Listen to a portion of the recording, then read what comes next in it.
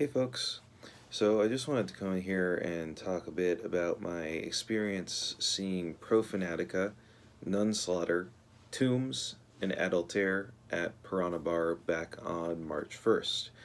This is probably the first sort of black metal leaning show that I've been to so far in 2024, which is surprising because it's one of the genres that I'm most into, but honestly, there just hasn't been a whole lot of that stuff coming up this year yet. We're pretty early in the year, so who knows what's going to happen as the year goes on and more shows get announced. I know Spectral Wound, I think, is playing a show here at some point, so I'm looking forward to that.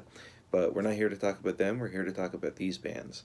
So, the first band that went up was a group called Adultere, and they're kind of like a BDSM themed blackened punk band. They kind of mix elements of like first wave black metal with the kind of like more punky style of black metal that I guess was also around at that time. Just to give you an idea of what they sound like, they do a cover of Graveyard Slut by Dark Throne, which is one of my favorite Dark Throne songs. And they kind of sound like that, but they put their own spin on it. There are parts that sound a little bit more melodic. There are parts that kind of have more of a hypnotic kind of classic black metal vibe, something that might sound like an earlier Dark Throne record, like A Blaze in the Northern Sky or something like that. And yeah, they fucking rule. We've actually, my band Rapist played with them once before. They're awesome. They're easily one of the best black metal bands in the local scene, at least. I love their aesthetic as well. They get up and they have these weird like balaclavas or gimp masks, depending on which member we're talking about. And they have like leather harnesses and just like they're totally decked out. It's crazy. Their guitarist as well. His mask in particular has all these like different occult symbols drawn on it in white marker or white paint. So that's pretty cool. And they ripped as usual. Their drummer did forget his parts like twice during their set, but I mean, I'm not going to criticize someone for that when I've done the same exact thing. It's something that's bound to happen at some point when you're a drummer. You're going to forget your place and you're going to fuck up. It happens. No shade to the guy. Whatever. After them, it was time for Tombs. And Tombs, they've been a favorite of mine for a while. They were actually one of the first bands that I saw when I first moved to Montreal. It would have been back in like 2018 or something like that. It was at a bar called Leska Griff Spectac, and Spectral Wound actually opened for them.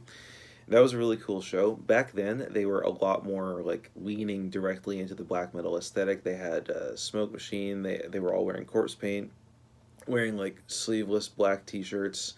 They had like bullet belts and the 9 Inch Nail fucking bracelets, like the whole shebang. This time when I saw them at Piranha Bar, they had none of that. They just looked like a bunch of regular ass dudes, which I thought was cool because like if you know anything about Tombs, they started out as a post metal band, a sludge metal band. They sounded more in line with a band like ISIS or maybe Cult of Luna even. And nowadays they are definitely more of a black metal thing. To a point where honestly they take a little bit of influence from Motorhead, in my opinion, at least in the vocals. Like they definitely have that kind of gruff sort of vibe to them. And it's an interesting kind of direction that their career has taken sonically. Um, so yeah, it was cool to see them just kind of get up and just be a bunch of regular dudes on stage. I will say that their second guitarist, like their lead guitarist, who was off on stage right, had the sickest looking guitar ever. I can't even describe it to you. It was just this like brightly colored pointed monstrosity that had I don't really know what the proper term is for it. I've never heard it before, but it's one of those guitars where the frets are kind of angled in opposite directions when you go from like the head down to the body. So that was pretty cool. And he was also wearing like a sweatband, so it kind of had this like old school '80s metal aesthetic, even though that's not the style of music they're playing at all. Although I did say, yeah, they have. It seems to me that they have a little bit of Motorhead influence in there, so maybe it's a nod to that. Who's to say? Um, After that, it was time for Nunslaughter, and this was the band that I was the most excited for, and holy shit, they did not fucking disappoint. If you want to see an energetic set from a death metal band or a blackened death metal band, Nunslaughter is the band you have to fucking see, because they bring an unmatched fucking energy to the stage, just like running around like fucking crazy maniacs. All of their songs are super short, like, 1-2 minute long songs. Like a 3 minute long song is long for Nunslaughter. So they have these just like insanely short, just like punch you in the face, no bullshit rippers, playing just like one after another, one after another, one after another, and all the while interspersed with like different hilarious anti-Christian commentary.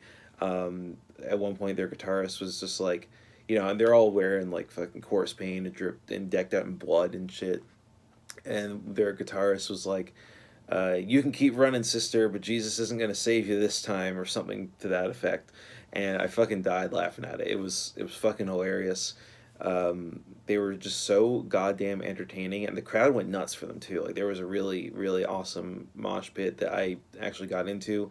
I don't really mosh all that much these days, but sometimes you see a pit like that and you can't help yourself, especially the music. It just takes over and you just fucking you go for it. So they definitely stole the show for me, and I would 1,000% go back to see Nunslaughter again. They are awesome live.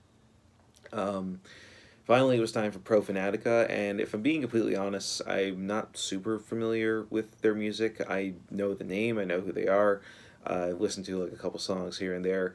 I actually listened to their most recent record, trying to prepare myself for this show. I think it's called Crux Simplex. It's not really my thing. It's more leaning into like the war metal direction, which is not something that it's not a genre that I dislike or anything, but it's not one that I'm super well versed in. So seeing them live, I wasn't really sure what to expect, but I found myself really entranced by it. So first off, they come out on stage and they're all wearing these like brown robes, these brown wizard robes that have hoods and they're cloaked over. Um, and it was a really cool aesthetic because I feel like whenever I see bands wearing robes, it's usually they're wearing black robes. So seeing bands that are wearing brown ones that are leaning more into like the monk sort of aesthetic was pretty interesting.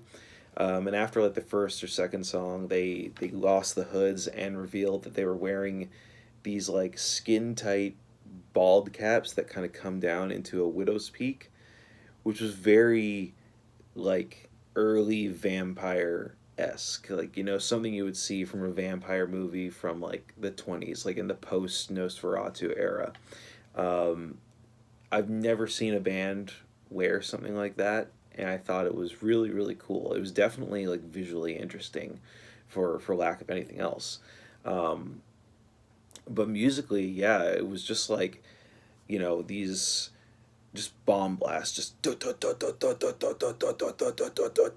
the entire time, like that interspersed with these like slower beats where the drummer would kind of do this like do do da do do on the ride cymbal, like the bell of the ride, and it produces really like chaotic, super loud sound that I've never heard done in that particular way.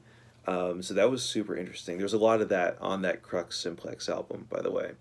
And yeah, they just were uh, hypnotic, just totally bestial in every way in terms of the music itself.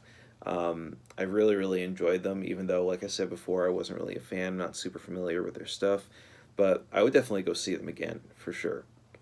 So yeah, that was my experience seeing Adultere, Tombs, Nunslaughter, and Profanatica at Piranha Bar. If you enjoyed this video, leave a like, do all that stupid fucking bullshit that YouTubers ask you to do, whatever. And yeah, I'll see you next time. Peace out.